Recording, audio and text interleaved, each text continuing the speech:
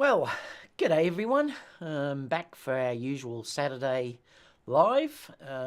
We're in pre-show at the moment. I just want to get things started before we start to switch on to some news. We've got some interesting news today. I'm actually having a white today. So cheers, everyone.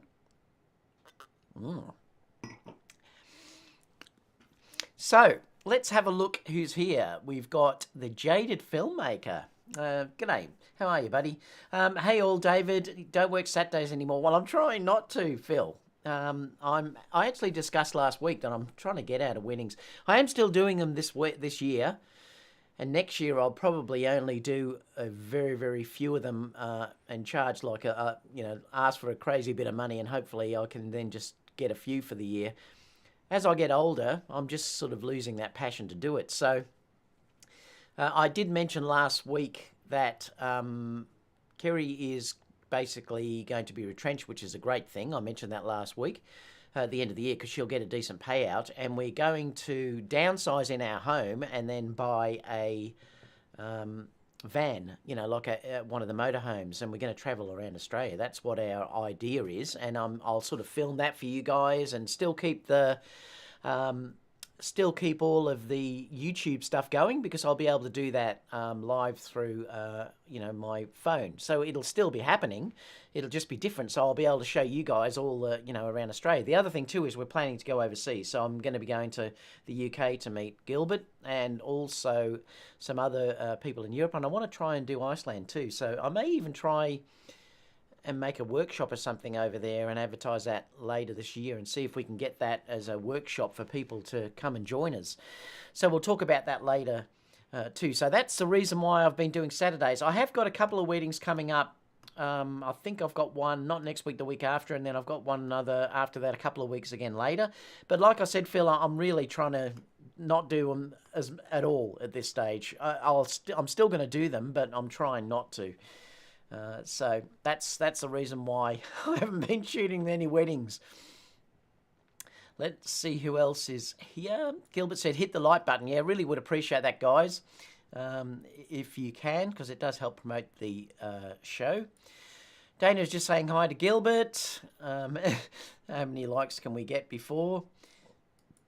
These night shots are beautiful. Diffusion. Yes, it was, Matt. It actually was diffusion filters. They were Freewell filters that I used. I should sell some, actually, because I've got so many of those. I've got 67mm Freewell ones, a complete kit that I think I'll sell because I've got other Freewell ones that I use as well. So I've got so many different filters that I've got. But yes, that was using...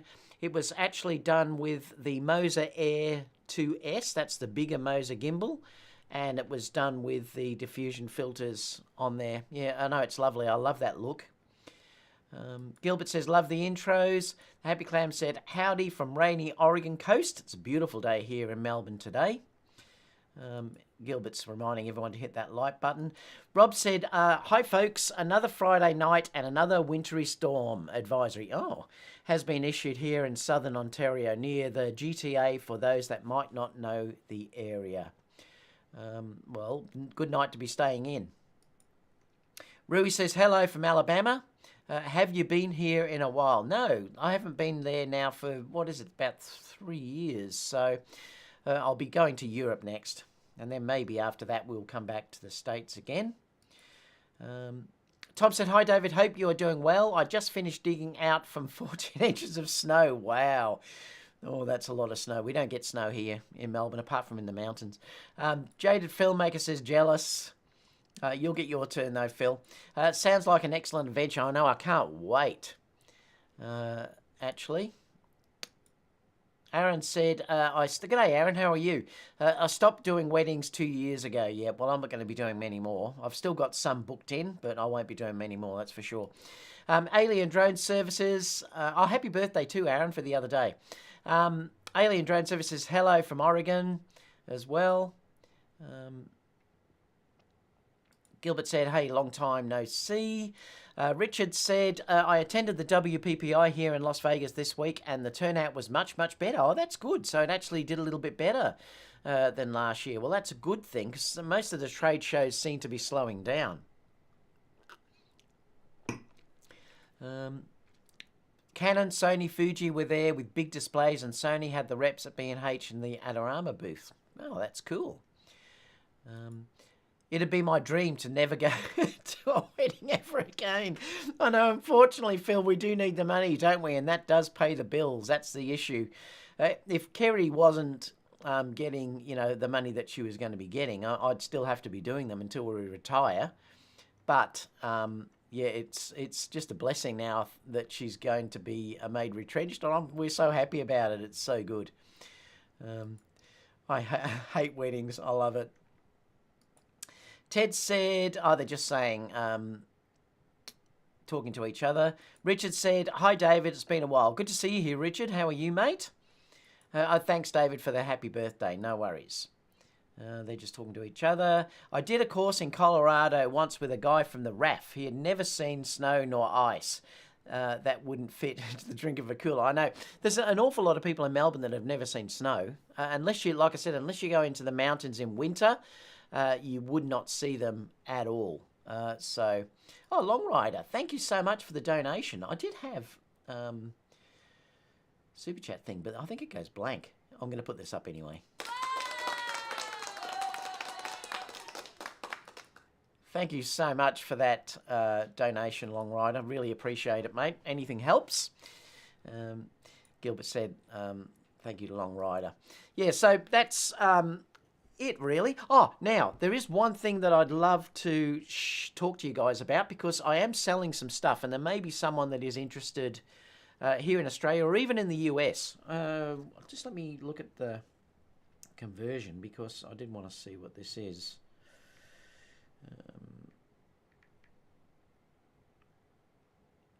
It goes the other way. Can't do it that way.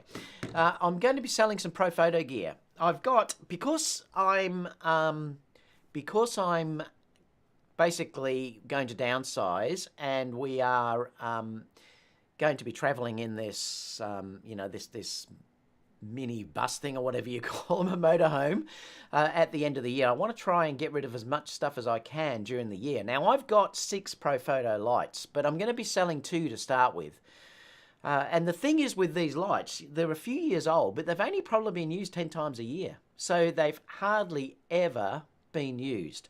So let me just show you, because I've got them on Facebook Marketplace, but I thought that I'll show you anyway here, just in case if anyone is interested in seeing it. So this is the kit that I'm actually going to be selling. So it comes in a pro photo bag, and in this there's 2 pro photo D1s.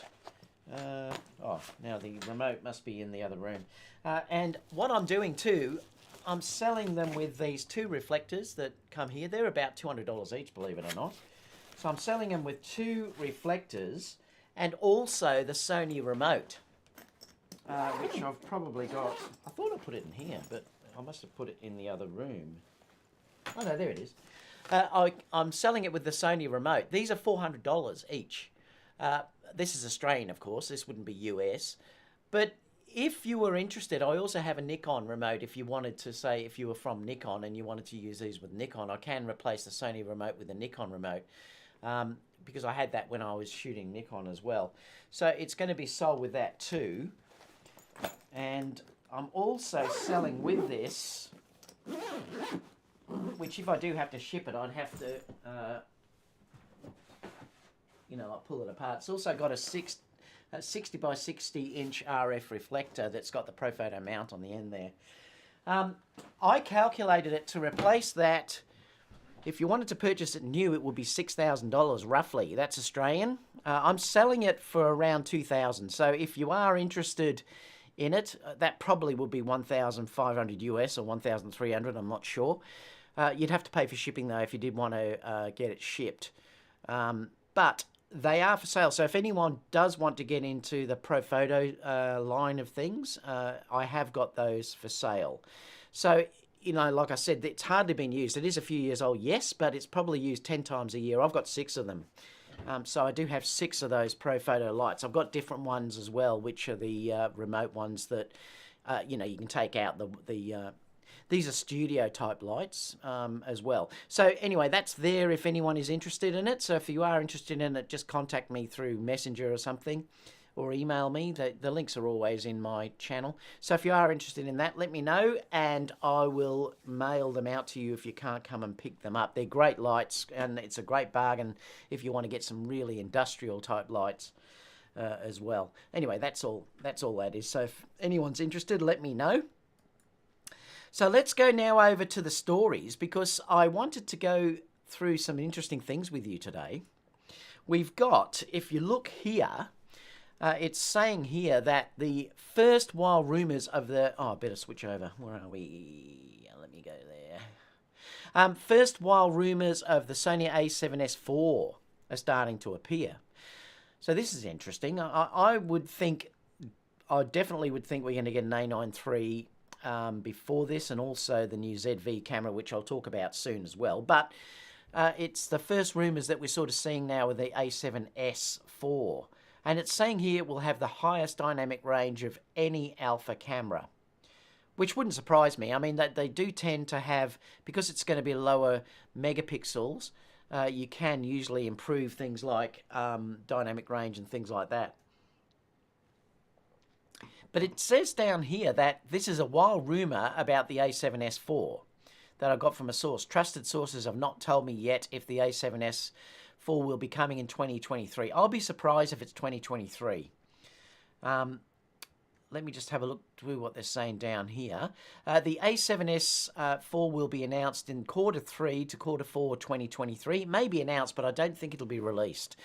It's saying it's going to have a 6K sensor that offers new RAW video and oversample 4K video with no crops, the highest dynamic range of any Sony camera, alpha camera. The interesting thing too is saying here that if the rumour is correct, it's a surprise here that it will not record 8K. Now, in a way, I don't really think that that's a bad thing at this stage. I would prefer to have an amazing 4K sensor or 6K sensor that's downsampled, that gives you unbelievable footage, like your dynamic range, the speed of the sensor and things like that. Low light. I would prefer that than, say, bumping it up to 8K. 8K, look, yes, is amazing if you do want to sort of do these, you shoot in 4K and then still be able to crop in. It's still yet not mainstream, so it wouldn't bother me that they haven't got this. They're saying it's not going to be a 8K camera. Do you guys think that's going to be an issue? Or I actually don't think it is. Obviously, the only one at this stage that's 8K is the A1. So it's going to be interesting to see if they only stick 8K at this stage in the new A1 whenever that comes out. That'll be probably the next year. Or if the A9 III is going to have 8K. It's going to be interesting to see what's there. So it looks like from this rumour they're saying they're more going to go into dynamic range instead of going up to an 8K resolution, which I still think at this stage is probably a sensible option. Anyway, that's the first rumour that we're going to be looking at today. So that's pretty cool if you're interested in that. It looks like if this is going to be the case, we're not going to get an update firmware on the a7S III. That's the downside. This next one is also interesting because they interviewed the Sony, I think he was one of the managers or something there. It's saying here that there's going to be a new APS-C camera and new affordable lenses on the roadmap. So perhaps they're going to change their thinking. At the moment, we've only really been getting the GM lenses, high-cost lenses. So it looks like they may be starting to think about adding more cost-effective lenses, and that probably fits in with the ZV type mount, even the ZV full frame, which we'll talk about in a minute. But they're saying down here, he's a senior product manager, just talking about the APS-C strategy. He says, we believe the APS-C cameras can meet different needs than full-frame cameras. See, the thing is, I still think APS-C is needed. It's good because they're cheaper, but also you get things like extra range. It usually is a smaller type, lighter type camera. So they really do have their place in the market. And, you know, like I love my ZV-E1. I really do like it. So I still think that Sony would be silly not to support it. And in fact, we're going to look at Tamron later because there's rumours too that they're going to be releasing some more APS-C lenses. They wouldn't be doing that if they didn't think there was a market for that. I know they're part owned by Sony, but they're still, I think it's only 10%. So if they're producing lenses, they would be in the know, I'm sure of it, and they wouldn't be developing if there was no sort of future for them. So I think it's probably a good thing that, we're doing this. And are we going to get, say, an A7000, which I'll talk about soon? It also says about sports cameras, the Sony A1 and the A9 III. It just says, our strategy for professional sports photographers is clear. We will continue to listen to professionals. So obviously they're going to keep promoting the A1 and the A9. I think the A9 III is going to be the next big full frame camera that's going to be announced. There is going to be that ZV full frame one that may come out before that, probably will actually, but I think the A9 III is going to be the next major announcement that will be made for more of their high-ended one. And it just says here, on Sony's lenses roadmap, it says, I cannot predict exactly when and what type of lenses will be released. Now, this is the interesting thing, though, because they say here that, but we would like to offer more affordable lenses in the future. And this is, like I said, perhaps they've realized that if you're comparing it to Tamron and Sigma and Samyang, that they might need to start thinking about letting more low-cost lenses come into it, because at the moment they're very expensive, particularly if you want to stay in the Sony market. That's why a lot of people will tend to move over to the Tamron and the Sigma and the Samyang, because you do save a lot of money. Yes, the Sony lenses, they probably still are the best that you can buy, but you certainly pay for that. And when I talk about the best that you can buy, it's a minimal difference. If you're talking about what Tamron now offer and what Sigma offer and, what Samyang offer, those lenses now are exceptional. So it's not like the days where when you bought third-party lenses, it really was a sort of downgrading quality. Well, that's not the fact now. And even in fact, the focusing now is amazing on these cameras. You always used to say that when you bought a third-party lens, the focus was really ordinary. Well, that's not the case anymore. It's definitely not the case anymore. So I think this is pretty exciting that they're talking about offering more affordable lenses.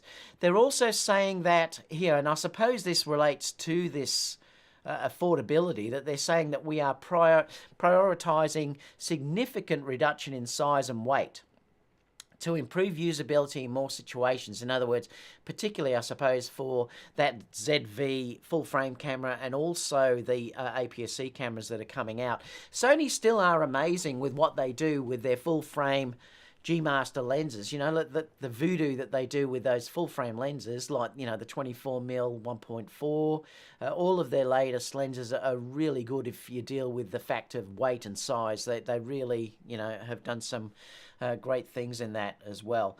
They're also saying down here about the RX1 full frame series future. Unfortunately, it says I'm unable to tell you about the RX series.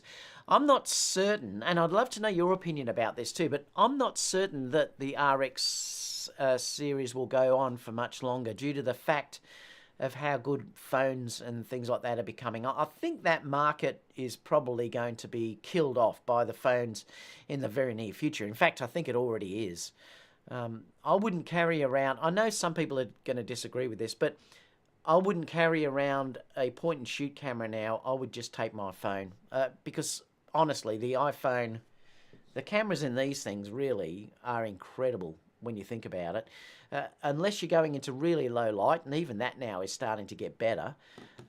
Obviously, if I was traveling or whatever, I would take my full frame camera or the ZV-E10. I would go APS-C or if I wanted to travel light. But if you're dealing with walking around with an RX1 type camera, I would just be taking my iPhone. But I may be different on that. I'd love to know your opinion, and you can throw that into the chat too if you want to bring that up.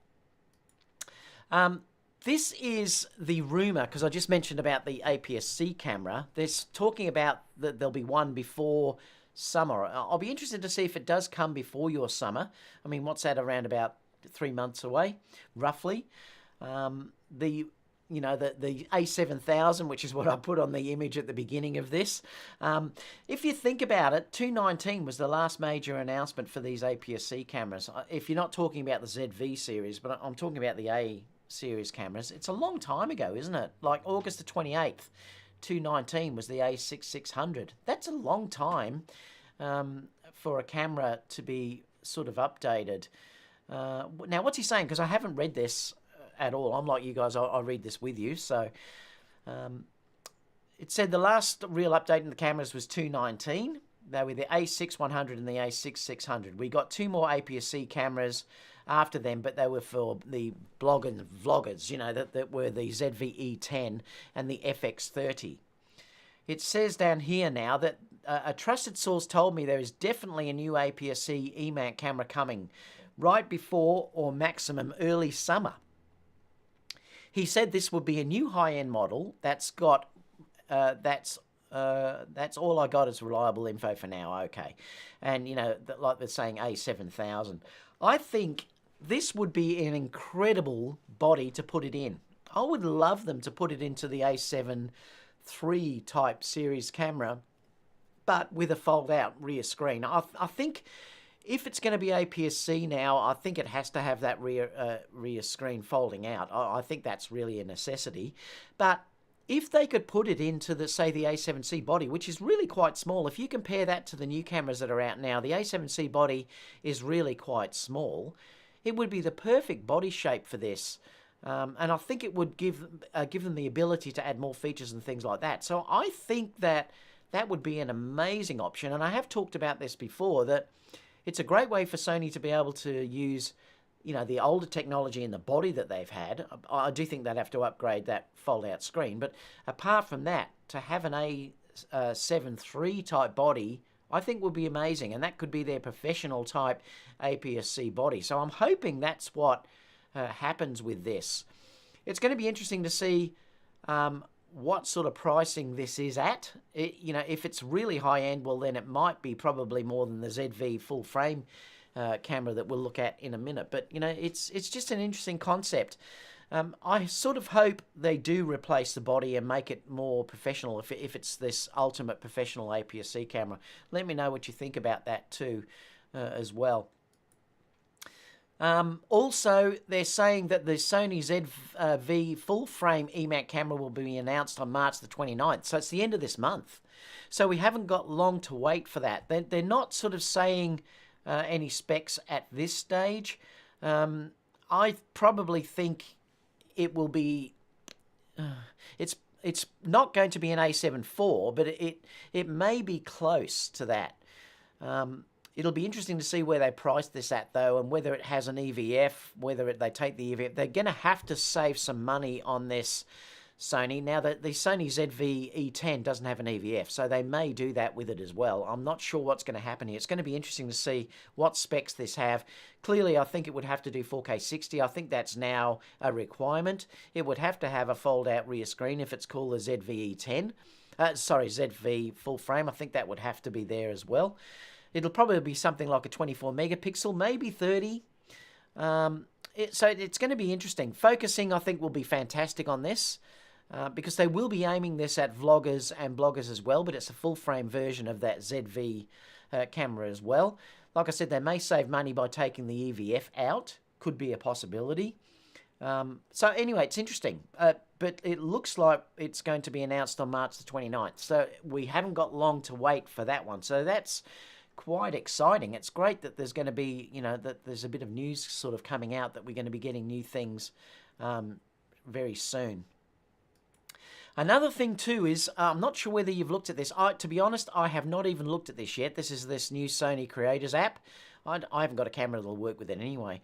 It's now available, and it says in spring we will get new firmware updates for the A7R 4 and the FX3, the A7R5, FX3 and the FX30. So it doesn't look like it's going to get the A1 or the A7S3. I don't understand that, but anyway. It looks like you've got to have one of those cameras at this stage. Now, whether they add to that later on, I'm not sure, but I did notice on, excuse me, on Petapixel, they they talked a little bit about it as well. I'll be interested too if any of you have used it. Chime in the live chat or in the comments below, because I'd love to know your opinion about this. But it's saying it's now live, designed to connect to smartphones, to Sony Alpha cameras to allow a host of new features. It replaces the poorly reviewed Image Edge app, which was removed from both Google Play and the Apple Store. So that's no longer available. It just says down here that the Creators App is one app inside of Sony's cloud production platform. So they're going onto the cloud, it appears. Now, you do get some free storage, I noticed down here. Let me just check this too. It says it allows remote shooting, remote setting adjustment, file management. The remote shooting and settings adjustment is rather straightforward and mimics the camera experience on a smartphone, where photographers can not only adjust exposure and fire shutter, but also view the battery and media information. So that looks like it's definitely better. I did see down here that they're saying at this stage that it's limited to the number of cameras that it's compatible with. You can see the versions of cameras here. The ZV-1F, that's the full frame one, obviously. A7R5, FX3, FX30, Alpha A7 IV, Alpha A7R5, sometime this spring. Now, you do get 5 gigabytes of free cloud storage when you create the account, and I think it jumps to 25 gigabytes when you have a Sony camera linked to that account as well. Then it's going to go up to 100 and 500 gigabytes, but you're going to have to pay for those options if you want to get those there as well. I mean, it's interesting. Like, I haven't got a camera that will use it, but I'd love to know if anyone has had a look at that yet. Tamron are looking at developing new APS-C lenses and the new high-quality full-frame lenses. So they're really hitting the gun this year. It just says here that they've received requests for prime lenses, including the 90mm macro. It'll be interesting to see if they bring that out before Sony does, a new version of that. So that's really exciting. I can't wait to have a look at that if that's the case. And also, it just says our performance shows that there is a market beyond so-called traditional focal lengths. After launching the 28-75, we are convinced that if we thought about customer needs come up with product that aligned to our philosophy, we would reduce the risk of developing unique lenses. In other words, they want to think outside the box and come out with some unique lenses that aren't there yet. They're just saying too, this is why I was saying earlier that APS-C must have a future, because they're saying the next step will be to plan new APS-C lenses. So that's really cool, because we do still lack lenses in the APS-C line, and if Sony are going to release a new APS-C, a more high-ended one, that's really cool. They're just saying they'd like to design compact and lightweight lenses, and that's always been the case. Integrated wireless chips as well. I did show a video of how that works now using the USB-C connected into Tamron. If you go back a few videos, I showed that. It's amazing. You can do rack focusing and all different things with this USB-C attachment. It looks like they may try and do that wirelessly as well with this integrated wireless chip. What else? That's about it at this stage. So that's that one. And the last thing is I just noticed too that Sony have finally released a new A7 IV firmware update 2. And it has added that ability for this Creators app. So if you do have an A7 IV, you can now access that new app that I discussed before. They're also saying a function has been added to further improve security when connecting to remote shooting or image transfer for that app as well. So that is available now. So let's go over to the chat and see what people are saying before I go and have lunch. Where were we up to? I think down here. Let me just check. Yeah, I read that one. I did that. Thank you so much, Long Rider, for that super chat. Aaron said, I'm not buying anything. I love it. Rob said, when you get your motorhome, you will immediately become a storm chaser. I know, I do love storms. Tornadoes are drawn to them like magnets. We don't get tornadoes here, though. But yes, I do love a really good storm, though. You should be able to get some great tornado photos. Yeah, I won't get that here. We don't really get tornadoes, so you just don't get them here. They're very, very rare anyway. Gilbert said that was a good price for the Pro Photo. Will it have variable ND in the new? Well, that'd be fantastic if it did have that, Gilbert. Actually, that is one thing I would love to have in an A7S series. Would be a electronic variable ND filter built in. That would be terrific. You never know. If we don't get a proper body APS-C camera, this year I'm offing my Sony gear and going Canon, including my 600 f4. I'm so pissed at Sony. Yeah, it is about time that they upgraded it. I agree with you, Long Rider. A 50mm 1.8 Mark II for full frame would be good. There's so many 50mm though out there now. If you have 8K, you need a very fast, powerful computer to render it, especially if you don't want to start it before you go to bed and check it when you get up in the morning. I've noticed I did check it when I had the A1. I did download 8K footage and my Mac Pro handled it very well. So you're right though, but you do need a powerful computer to do it. That's for sure. Oh, I'm doing a wine burp. APS-C is not inherently cheaper. Mass compute. Yeah, you're probably true there. It isn't that much cheaper. It is though, I suppose, if you want to get range, because if you're dealing with getting the same range in full frame, you've got to pay massive money for those lenses. So you do save money if you want to get range out of the lenses that are there because of that crop factor. Sid said, hi David, Canon is killing Sony in the APS-C market. APS-C is needed in the marketplace. I agree completely, and in fact Long Rider said I agree. Tom said, David, you mentioned last week that you will be selling some equipment. Did you sell on eBay or other online sites? What has been best for you? I haven't been using eBay. I've just been selling on Facebook Marketplace, Tom. So that's the place I just sell at, and I sell everything through there. I haven't had to go to anywhere else. So, yeah, that's it at this stage. The Happy Clan said, I'm looking forward to seeing an affordable Super Telephoto Prime designed for Sony APS-C. That would be cool. Gilbert said, good budget lenses are appreciated. Not everyone can offset cost in business, and not all hobby photographers are rich. Very, very true. Aaron said, my iPhone 14 Pro is my travel backup camera. I know, they are so good now, Aaron. It's incredible. The only point and shoot I would even consider is the Fuji Film X100 series camera for the film simulations. Cool. Ryan, g'day Ryan, how are you, mate? Ryan said Fuji X100 4 though is in demand big time. I'm just laughing at Gilbert saying the A7000 unicorn camera. I know. Ryan said 2019. Time flies. I know it does. That's for sure. A lot of people shoot RX100s underwater. That's a good point. They are small, give a fairly good image, and there are lots of housings for them. And if they flood, they're relatively cheap to replace.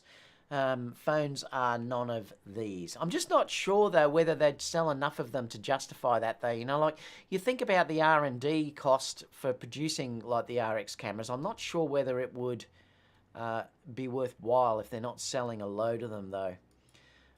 Tech for Your Needs just says hello. Aaron said, if my Sony a7 III breaks, I'll buy another A7C. I know you love that one, don't you, Aaron? Tom said, David, I retired in December and shut down my photography business after 40 years. I have lots of Sony and Minolta camera that I want to sell. Yeah, like I said, I just use Facebook Marketplace.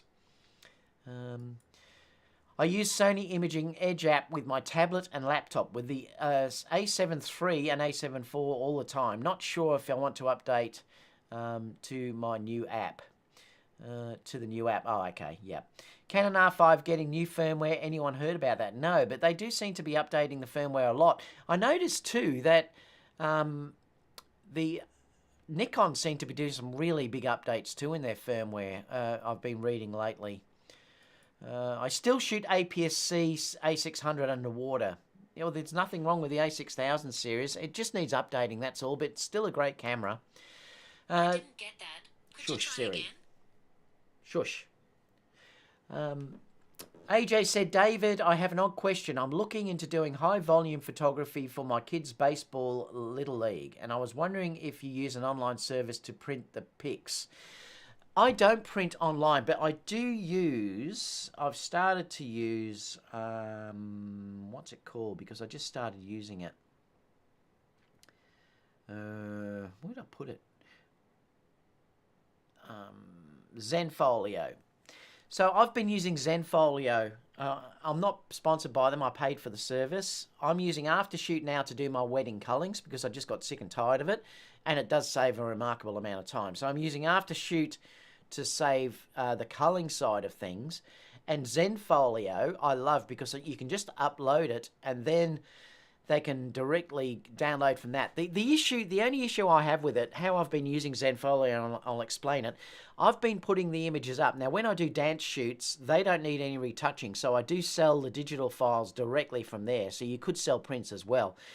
But anything else I do, like when I do dance shoots and it has the white backdrop, well, then you have to retouch them. So I don't do direct print sales of those things. I just, basically, they purchase it through Zenfolio. It then comes back to me as an order.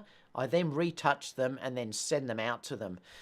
If the files don't need retouching, though, you can do it directly from Zenfolio and they can just download the files. Like I said, when I do the concerts, the dance concerts, I do that with that because they don't need retouching. I just give them an edit, all of them originally, and then they just download them straight away and that's done and dusted. And it's fantastic. So, yeah, Zenfolio is great. It's a really good product. And I think also now it does bookings and all that sort of stuff as well. Ordering the frames, I'm not sure. There may be a way through that, but I don't really sell many prints, AJ. I just sell digital files now. I don't do prints anymore. I just basically sell that. Very rarely do I sell prints anymore.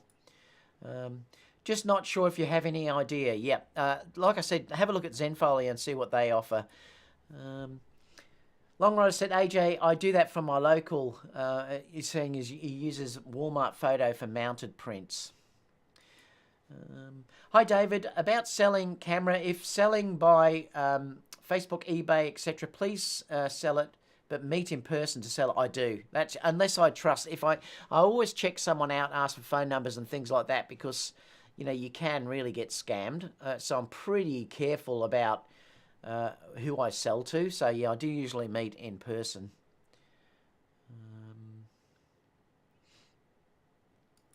Good evening, Leanna. How are you? Good to see you here from Florida. AJ said thank you and thanks, Longrider. And that's it. We're about at the end of today's stream, which is lunchtime here. It's, what is it, 12:07. They used to go for an hour, but lately, though, I've been getting through these in around about 40 minutes. So it's probably good. But if they start getting longer when there's more news, they just get longer again. Apart from that, guys, I'm actually going to go now and have a coffee and have some lunch with my darling wife, Kerry, who's in there. Have a great weekend, everyone. Any questions, leave them down below and I'll get back to you as soon as I can. I always do read every question that goes in there. So, yeah, if anyone is interested in the pro photo stuff that I showed at the beginning of the show, just contact me. Apart from that, I will see you all in the next video. Have a great weekend, everyone. Thanks so much for today. Bye. If you're looking for